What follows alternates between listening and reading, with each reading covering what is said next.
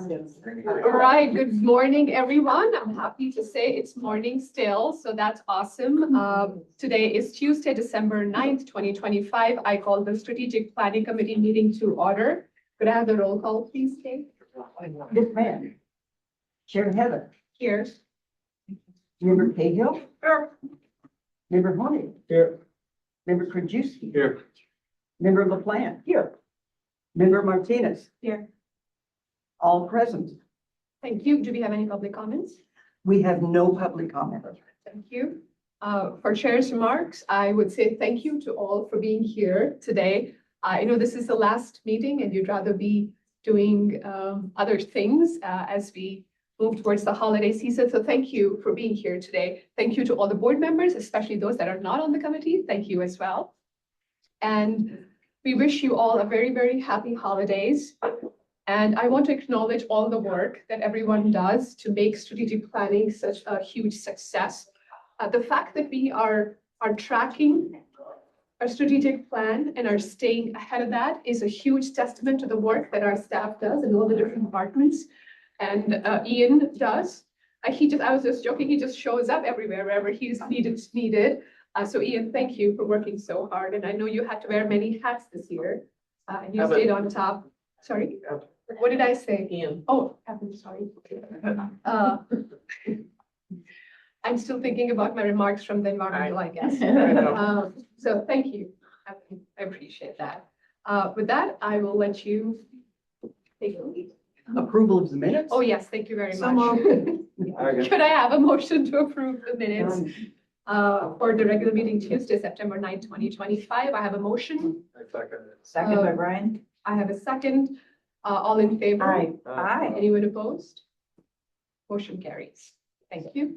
Evan, it's all yours. All right, so thank you everyone for being here. We are going to finish up our last two tenets of the strategic plan today, fiscal responsibility and thriving economy. Our wonderful finance team is here to kick it off with fiscal responsibility, and we have Lisa Chbach from WorkNet and Greg Bedloff from Choose DuPage here to talk about thriving economy. So I will turn it over to finance to kick it off. I know how excited you get when you see me up at the podium and hear me speak, but I'm going to turn it over to our principal budget analyst, Nicole Long, who's going to walk you through some of our objectives. And our other members of our finance team is here too to answer any questions that you might have. All right, well, thank you for the opportunity, Chair and County Board members. Today, I will present an update on the county's fiscal responsibility within our strategic plan. Yes.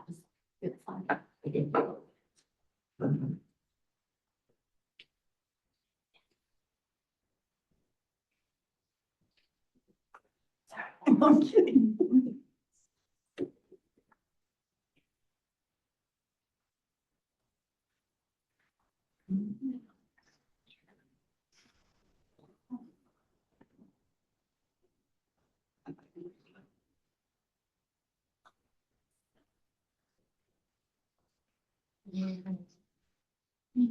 People in front with large. I know. That's what I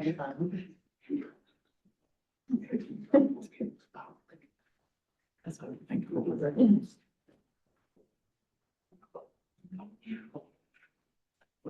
Okay.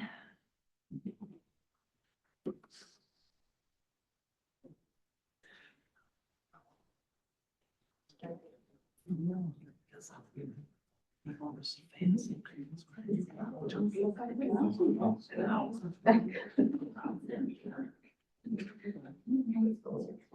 so what's happening?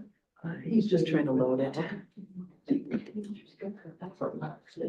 it is. All right, thank you. Next slide, please.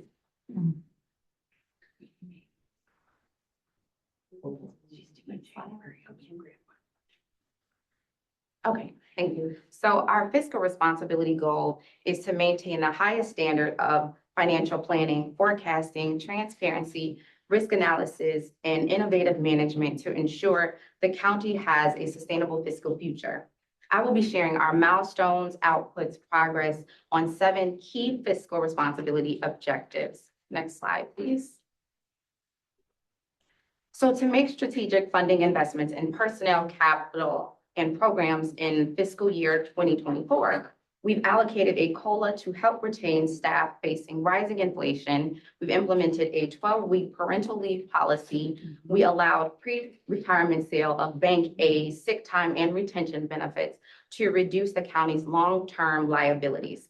In FY 2025, we've established a land bank in support of the affordable housing projects. We've created the DuPage Sustainability Initiative in response to potential changes in federal funding.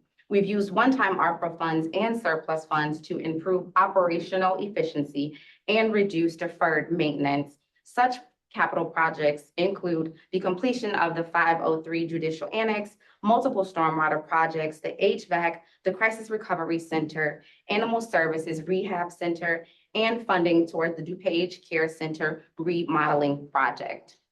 Next slide, please. So since 2021, we have known that ARPA federal funding was one-time money that ended in 2026. So in response, we have tried to be strategic. Consistent with sound budget practices, we've aligned this one-time money with one-time expenses. So as a result, you can see at the bottom of this slide that the county has made major investments in its facilities. The investments have and will eliminate deferred maintenance and reduced operational costs. In emergency response, COVID programs have been an essential part of our ARPA program. However, with the end of the pandemic, we have ended some programs and are phasing out others slowly through the use of ARPA interest funds. This slide shows that calendar year 2026 will be a busy one with the end of the program. We'll continue to work with county board members throughout the year to ensure that all ARPA funds are spent. Next slide, please. In maintaining fiscal responsibility, when using state and federal funds to provide county services and ensuring full compliance while being transparent, we've completed various Treasury, federal, and state reporting, such as the 2025 ARPA State and Local Fiscal Recovery Funds report, the schedule of expenditures for federal awards, and the consolidated year-end financial report. In fiscal year 2024, we've administered approximately 107 grant programs valued at $95.3 million in expenditures. Additionally, we've also hired an ARPA-funded communication specialist to handle community outreach and make the public aware of programs offered within the county. Next slide, please. Our fourth objective is to ensure that the county's financial and collaboration capabilities by procuring and implementing a new ERP system that will better integrate budget, grants, accounts payable, accounts receivable, the general ledger, procurement, receiving, and cost management. So in Q4 of 2025, we've developed an ERP working group to ensure collaboration amongst major stakeholders and issued a request for information to address current ERP pain points. Currently, we have 3 staff members that are attending the GFOA ERP training to learn best practices and opportunities for change management. Request for information demonstrations will begin in February with a projected completion of the ERP scope and issuance of the request for proposal by June. We've set a framework goal for December of 2026, projecting a go live with the new ERP system in Q1 of 2030. Next slide, please. Our fifth objective is to annually evaluate and identify areas of interdepartmental efficiencies through consolidated efforts and cost savings. So far, we've implemented consolidated purchasing through various vendors such as Amazon and Office Depot. We've created a new travel policy to improve booking experience, eliminate employee out-of-pocket expense, and reduce overall cost. We've improved quality controls of the accounts payable process. We've improved collaboration with the county audit, improved collaboration and efficiency of the procurement division through interconnected initiatives. We've cross-trained our grant staff on the annual audit to improve efficiencies, consolidated grant reporting, and outsource risk management and safety training functions, resulting in a county savings of $210,000 per year. Lastly, we are on par to developing a 5-year detailed budget by fiscal year 2029. Next slide, please. Steps we've taken to diversify the revenue stream for the general fund is performing an annual fee review as part of the budget process. This ensures that revenue generated by fees are set at appropriate levels. And we plan to continue to work with departments and elected officials to develop alternative revenue sources. Next slide, please. So since the development of the strategic plan, the county has established various milestones needed to maintain the county's bond rating. These milestones include using pay-as-you-go surplus funds to help finance the animal services expansion, fund the bank aid's sick time and retention obligation, provide funds to help finance the DOT's new highway maintenance garage. We've reserved funds for the DuPage Sustainability Initiative, and we've used ARPA funds to rebuild capital facilities. So due to the continued fiscal responsibility efforts discussed today, all our bonds are at the highest ratings, which reflects high credit quality and low credit risk. That concludes my presentation. Thank you for your time. Any questions? Does anyone have any Wait, questions? one thing just on the last thing with the bond related, us being non-home rule risks our bond rating to the extent that we have been lucky, but we do hit a recession because we're so reliant on sales tax. So that's gonna have a negative impact if we ever do hit that recession, the lack of being non-home rule. So in the strategic plan, I'm not sure what our strategic plan is for when we seek to get that home rule, like chairs, but many county board members over the years have expressed interest in trying to make sure that DuPage gets home rule authority, so that we can actually control our own destiny, what we want to do. And maybe Nick's got an update, but that will affect our bond rating. If we hit a recession because of a lack of home rule and only being reliant solely on pretty much sales tax. Oh, I can talk about this. We will take a big hit on our Yeah. bond rating. Sales tax. We are, as a county, I will tell you, our biggest Achilles heel we have at DuPage County is how reliant we are upon sales tax. We are, of all the collar counties, we are the most reliant upon sales tax. We're the least diversified for our revenue coming in, without a doubt. However, it's going up every year. Oh, it's going up, without a doubt. It's going up, and it's nice that way. And the Wayfair Act made a big difference. That's the internet sales tax. That made a big difference. But we are overly reliant on. Because didn't the county lose it a little while ago? Didn't they get downgraded years ago by one of the rating agencies because of? Before the Wayfair, we were downgraded because we were too reliant upon sales tax. And that's still gonna be effective if we ever hit a Go ahead, Member recession. Cagle. It hasn't come yet, but you know, everything's secular and you're probably due for one down the road somewhere.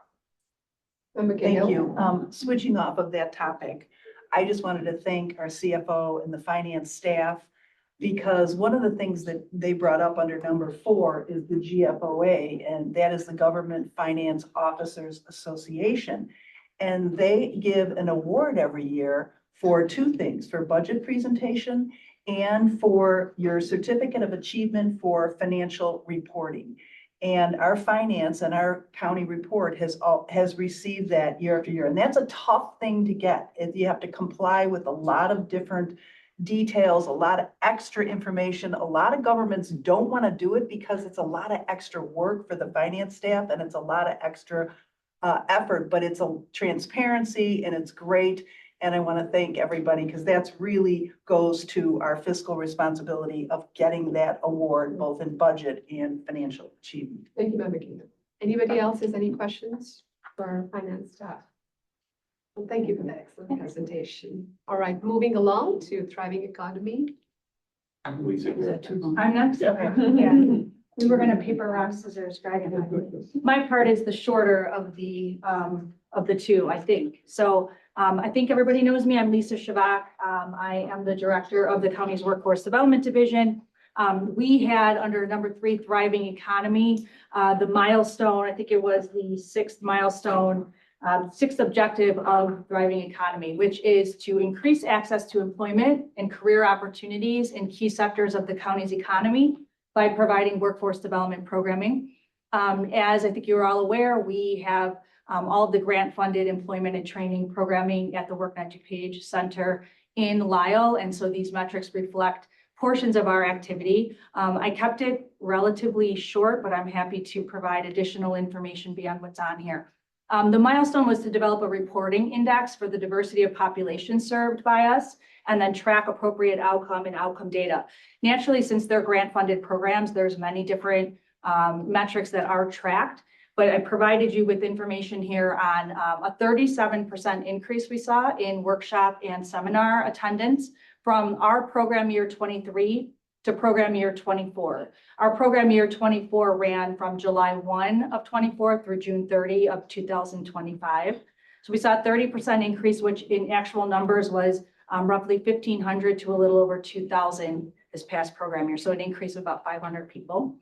A 19% increase in career counselor appointments. Those are one-on-one in-depth career planning appointments. Same time frame, we increased from, again, a little over 1,700 to over 2,000 appointments the last full program year.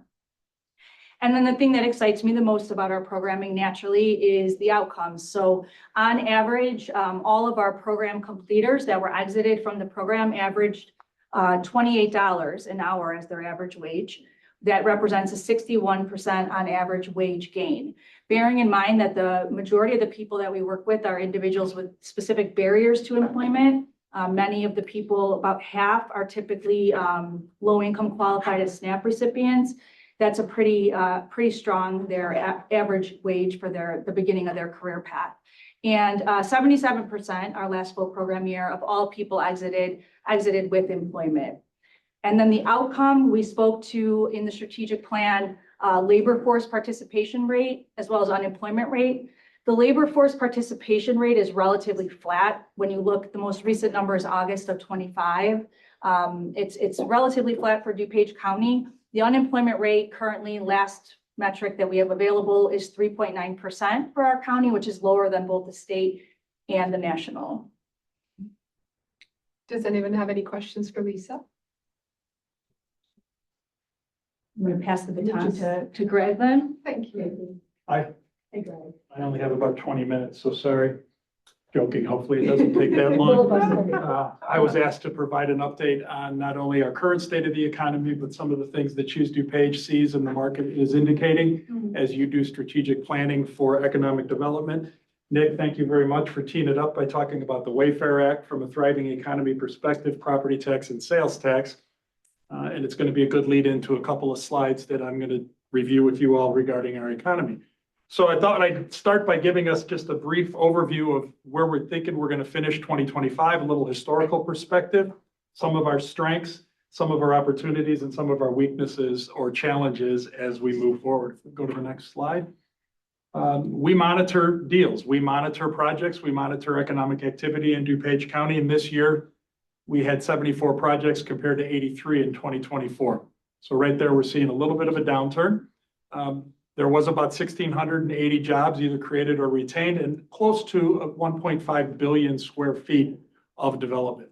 Criteria is listed on the right. So this does not include each and every deal that happens in DuPage County. This is $1 million or more being invested, 20,000 square foot deal, 20 jobs or more, a headquarter facility, or something where Choose DuPage really sunk our teeth into it and really worked hard. The single biggest factor in influencing the slight reduction is interest rates. As interest rates increased and now are beginning to stabilize, we're seeing some money come back into the market, but there's still, people are waiting because of media outlets and everything else for the 25 basis point reduction, the 50 basis point reduction, or some are waiting for the good old days, which are never coming, of 3% interest once again. Next slide, please.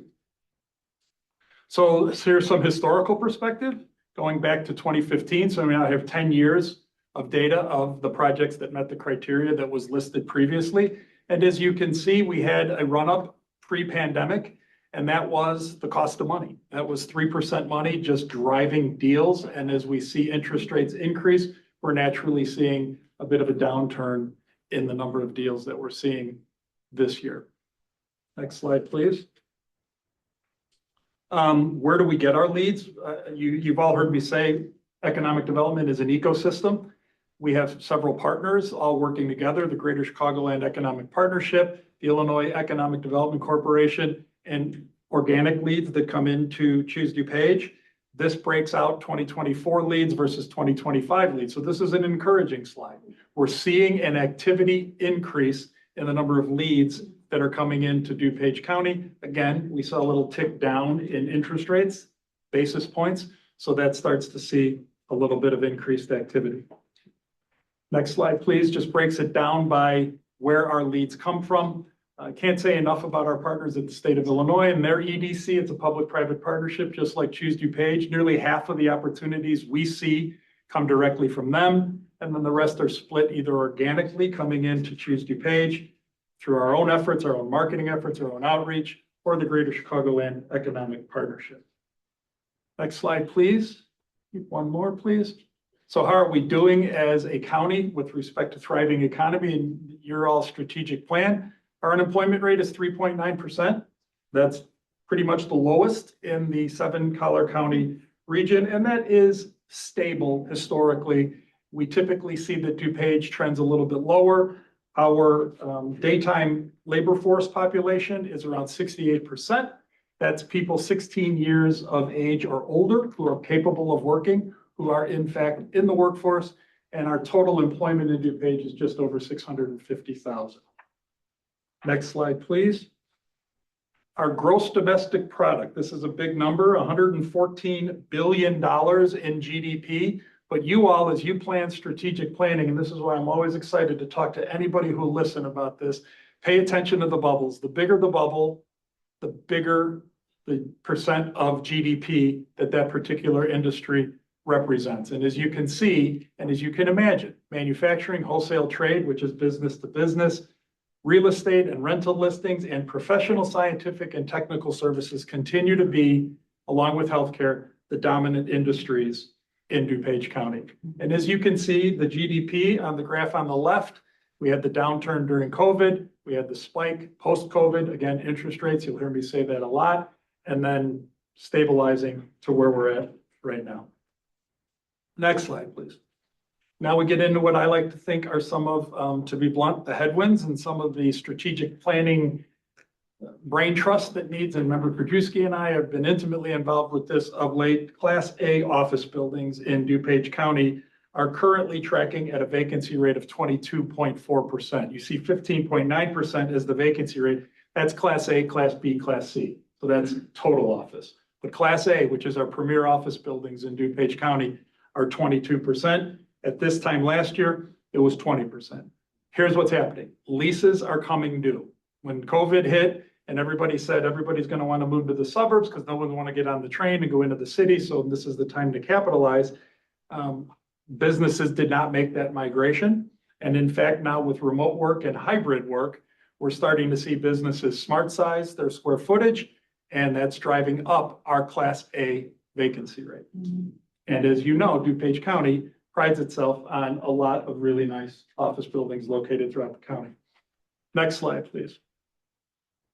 This one is a telling slide, and it amplifies from a strategic planning perspective why we need to focus on Class A office and either repurposing Class A office or looking really hard at Class A office.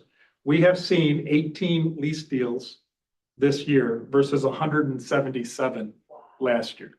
That is an 88% decrease in leasing activity. I won't bore you with the line graphs on the left, but office lease deals are few and far between in Class A office space throughout all of northeastern Illinois. But when you have a large concentration of Class A office, as we do in DuPage, and you see that reduction in lease activity, we're going to feel it here. What does that mean? That means fewer people in those buildings. That means fewer people getting their stuff dry cleaned. That means fewer people going out to dinner. That means fewer people buying gas to get back and forth to work. It means a challenging office environment, which is why Choose DuPage, as part of our strategic plan, worked with you all on repurposing office buildings and looking at what office buildings could be utilized as opposed to traditional brick and mortar office space. We don't, well, I'll get into that on the next slide. If we can go to the next slide, please. Some Maybe some better news, because our economic development gene pool in DuPage is what I like to refer to as an inch deep and a mile wide. Manufacturing, you saw on the earlier slide, was a big part of what we do in DuPage. Our industrial vacancy rate is good luck finding an industrial building in DuPage, long story short. If, remember Martinez, if you own one and you want to get rich, sell it. Or if you own one and you want to hold it. But industrial vacancy rates in DuPage County continue to be very attractive. We're running out of space. We also monitor retail. Next slide, please. This slide is a little misleading in my opinion. Our vacancy rate for retail is 5.3%. That might seem like a decent number. However, 2 million square feet of retail space has been removed from the retail roles in DuPage County. And this is brick and mortar retail. So just think about, no offense, I hate picking on individual districts, but Stratford Square Mall is no longer classified as retail space. It's off the books. So that's 1 million square feet of space that was designed to be retail. It's no longer retail. Yorktown Mall in Lombard, Carson Peary Scott is now apartments. So as properties get reclassified, it changes the overall landscape, but our current retail vacancy rate is hovering around 5.3%. Next slide, please. Our spending and activity, again, this goes to what Nick talked about. We're a wealthy county and we spend a lot of money on internet sales, and we still do visit brick and mortar and dine out a lot. And our spending and activity continues to increase at a clip of around 3.1%. Next slide, please. Next slide, please. So we do a cluster analysis and we update it every 5 years. And from a strategic planning perspective, if I could beg you to look at these next 3 slides or 2 slides and the accompanying video, it says in a few pictures what would otherwise take 1,000 words to say. So next slide, please. Everything in the top right quadrant, the bigger the bubble, the further up and to the right, the better that industry is doing. Below the equator and to the right, you'll see a lot of industries like professional and scientific and administration and management that we think about when we think about DuPage, but those are maturing industries. That's the remote and the hybrid. The ones on the left are declining, they're shrinking, and they're industries that are on the downturn, and the ones in the upper left are ones that are growing, but not have the critical mass that the other ones do. So that's what it looks like today. Next slide.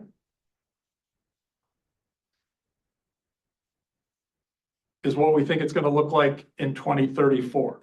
So not big movements, but you see healthcare makes a movement, transportation and warehousing makes a movement, wholesale trades make a movement. We start to see a little bit of a comeback in some of our maturing industries. And the ones on the left side of the prime meridian, to continue to use my bad geography analogies, continue to shrink, notably retail trade. And next slide, please. It's a 3-minute video that I'd be happy to send to any of you when you're asked what the economy in DuPage is all about. But if we could just play that video real quick.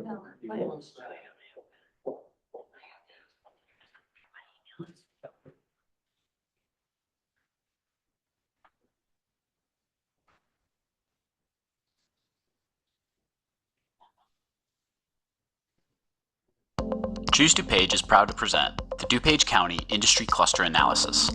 The cluster analysis provides a comprehensive overview of our local economy while identifying areas of competitive strength and projecting trends well into the future. This helpful tool can support your strategic efforts while helping you understand trends that affect your assets. In this video, we'll explain how to understand the report and review a few key highlights. The cluster analysis sorts industry sectors into one of 4 categories: emerging, leading, declining, and maturing. Emerging industry sectors are not yet regionally concentrated, but growing rapidly. Meanwhile, leading and growing sectors are specialized in the region and growing in employment. Declining or underperforming sectors are not regionally concentrated nor growing. And finally, maturing or at-risk industry sectors are specialized in the region but are losing jobs. Now that you have a better understanding of the cluster analysis, let's look at the current state of industry clusters in DuPage and how they've changed over the last 5 years. Here, we see that arts, entertainment and recreation, and construction have all shown positive employment growth, but they aren't yet regionally concentrated industries. Meanwhile, healthcare, transportation and warehousing, wholesale trade, utilities, and manufacturing are currently the main economic drivers for DuPage County. Healthcare is the only sector whose LQ increased above 1. This suggests that the industry has grown significantly and is now a key driver for the regional economy. Next, we see that professional and scientific services, along with administrative, management, finance and insurance, educational, and other services, have all experienced job losses in the last 5 years. These sectors are traditionally considered specialized industries in DuPage. Finally, we see that the government, accommodation and food, real estate, and information industries have declined or underperformed in recent years. Next, let's look at the near future with the 2024 to 2034 projected cluster analysis. In the emerging section, we see that arts, entertainment and recreation, and construction are forecasted to continue their upward trend. Government services and accommodation and food are also expected to rise after showing a decline in 2019 through 2024 due to the pandemic. Meanwhile, healthcare, transportation and warehousing, utilities, and manufacturing are forecast to continue leading DuPage County. These industries are both specialized and showing positive employment growth through 2034. Professional services and administrative services are both projected to continue as leading clusters, but with no employment growth. These sectors should be monitored for maturing or at-risk trends. That brings us to our maturing section, where we see that wholesale trade is expected to experience negative 1% employment growth, but high levels of concentration. Similarly, management is projected to drop another 5% in employment over the next 10 years. Finally, we see that education, finance, information, real estate, and retail trade are all in decline. The information sector is expected to experience the largest drop in employment by 23%. Retail trade is projected to drop by 10%, real estate by 3%, education by 7%, and finance and insurance by 7%. These are just some of the insights that can be found in this edition of the DuPage County Industry Cluster Analysis. Scan the QR code or visit choosedupage.com to download the full report. For more data and other resources to support your strategic efforts, contact Choose DuPage today. So that video is my way of saying if any of you have any connections with local mayors and local leaders, we really need to think about the office market in DuPage County. It brings me no joy to say that, but Member Krajewski and I are working 2 deals right now where buildings, 250,000 square foot buildings are in foreclosure. 100,000 square foot buildings are trading for 20 cents on the dollar. Industrial buildings are selling for more than office buildings are selling for. That is an absolute upside down business model. DuPage County doesn't have the entitlement and the zoning authority for these buildings, which are typically zoned office. So we can either look at a bunch of empty office buildings or we can rely on Wayfair and other revenue sources, but I respectfully submit that we really need an active push at alternative uses for office buildings in DuPage County. I'm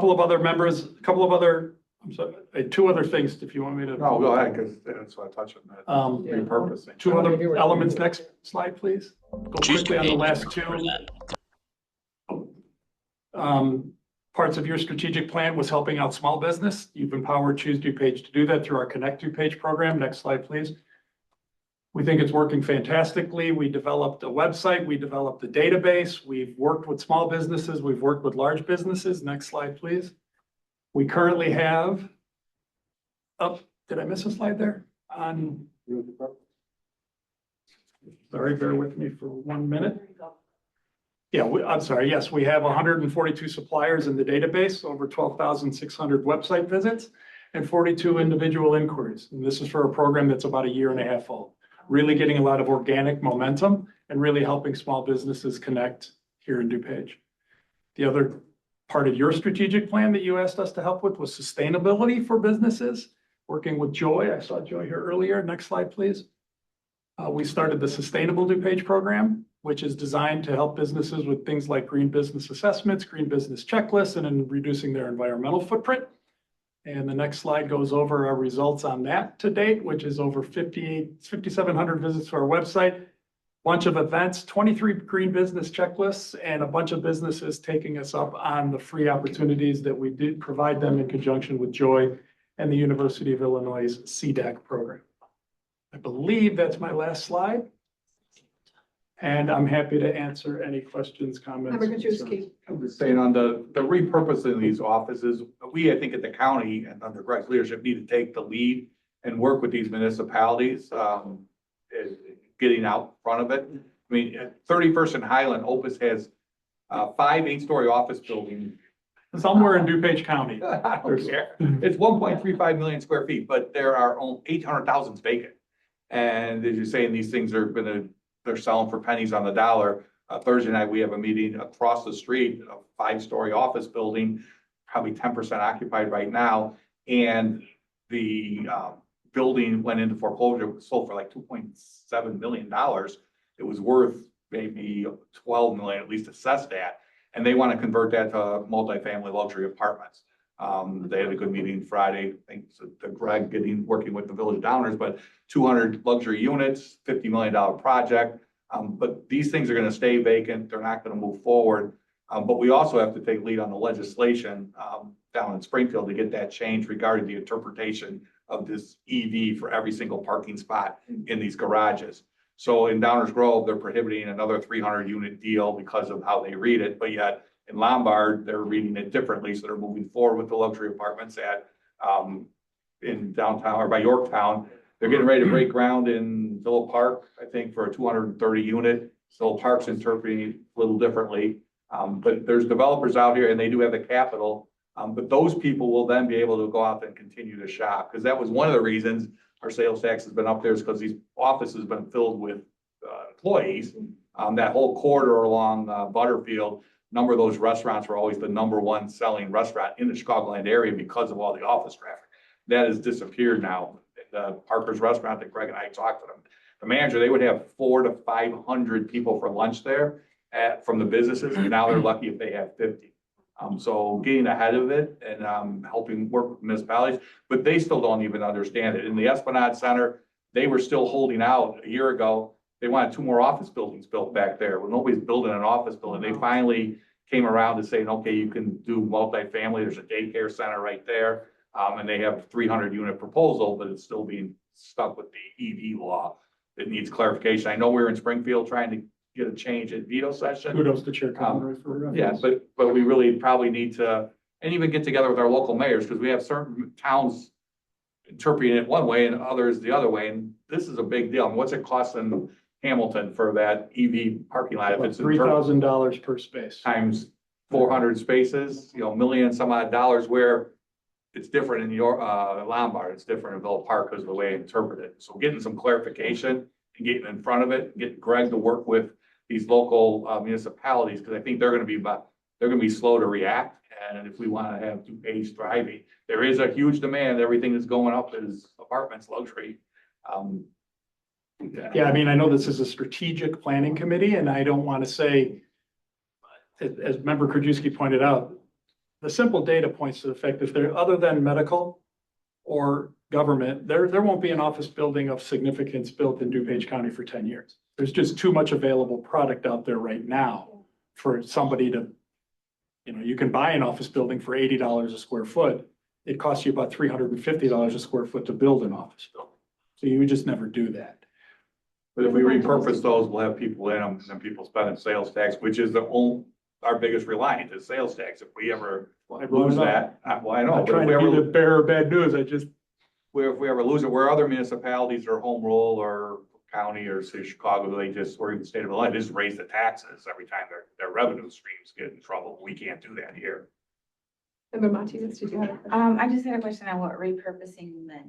Is it, because it sounded like it was just moving to housing. Was zoned office, so then you gotta get into and you're having that in the industrial parks also. Yeah, it depends on the building, Member Martinez. For an office building, a traditional office building, it would typically be multifamily. Whether that's condos or apartments would be up to the market / the developer and the municipality.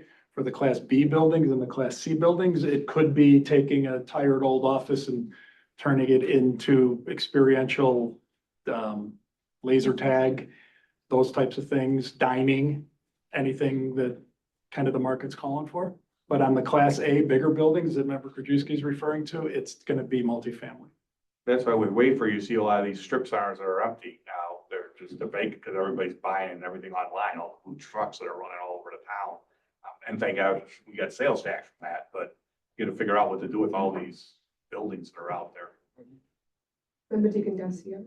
Yeah, and I'm interested to hear more about the repurposing into multifamily. My concern, or not necessarily what I'd like to hear, is that we're doing accessible housing. Is that gonna be a part of this whole thing? Because it seems like that's what we're trying to actually focus on here in the county, because the missing middle needs someplace to live here in DuPage County. I mean, I'm hearing that from all around. And I mean, all I'm hearing is luxury units getting built, and it's like that, we think we need to be maybe, and we do need to be the leader on that. I totally agree with you on that. We need to be working with our municipalities on that to make some accessible living for people. So like, I think that would make a more thriving DuPage County, because we could actually have places for people to live. Thank you for adding that. And like, I can just share with you that every developer that I've spoken to has said they'd be more than willing to figure out a way, if they flip an office building into multifamily, to work with whomever to try to coordinate some component of affordable or attainable or middle market, missing market housing We as have a our component. affordable housing committee. The challenge there, Member Garcia, is when you're flipping an office building to apartments, that you might just think, well, it's an office, just make it an apartment. The infrastructure involved in it and everything else can be costly. Because this particular one's a $50 million deal to convert it, which is a big number, so. Member Honig. So, yeah, to follow up with Member Garcia, 100% agree, because, and also to the point of Member Krajewski and Mr. Bedlov, is that you have to pretty much gut those entire buildings and you have to repurpose them for all that, and it's extremely expensive. But I still think that, especially in Lombard, where you see the projects at Yorktown, you see the Lilac Station, even downtown Elmhurst, downtown, I mean, unaffordable. I mean, it's honestly unacceptable. Like, I mean, people my age cannot afford to live in an apartment in DuPage County. I mean, that is unacceptable. Like, I get there's a niche for it. But I mean, before I came to the county board, we were voting on in Lombard luxury homes that were going for $2.1 million. That was only Novo. Because with the first gated community in Lombard, fine, but no one can afford that. Like, especially not in DuPage County. And so it's nice to hear that you said that there is an appeal to possibly somehow incorporate affordable housing, because it is so desperately needed. I mean, if we combine all the different financial aspects of food insecurity, homelessness, just the missing middle, I mean, there's so many things, and people are struggling, and we don't need any more luxury apartments, condos. We just don't. So. Thank you, Madam Chair. Just a couple of quick questions. Are any of these in commercial spaces or whatever type A spaces, are they in unincorporated at all? No, right? They're all in municipalities. Okay. And then second, are they? Because I could just come to you guys and say, approve this, and I think you would, but you gotta go to Downers, you have to go to Westmont, you gotta go to the locals. Move the needle without really a lot of partnerships and, at intergovernmental and really talking with the municipalities. It's on my agenda. And managers, right. And are there any particular municipalities where there is more of those types of office spaces that we should be aware of? Well, the Class A, it's probably Lyle, Downers, probably get some in Oak Brook now. It's the corridor, just the Class A corridor. The I-88 corridor that, Naperville. yeah, all right along that. Any other questions for Greg? All right, moving along. Thank you, Thank Greg, you. for your presentation. Thank you for your insights as well. Well, it's because the leases are coming. People, they moved out of here and go there, so leases 3, 4. All right, does anyone have any old business? The only Yes, thing go I'd ahead, like to Member add is, Garcia. I'm not on this committee. Can I get copies of what was presented here today? Yes, I was gonna say that. To the whole board. All right, Great. thank you. Yes. I appreciate it. Any new business? Without objection, we are adjourned. Happy holidays, everyone. Thank you so much for sticking around.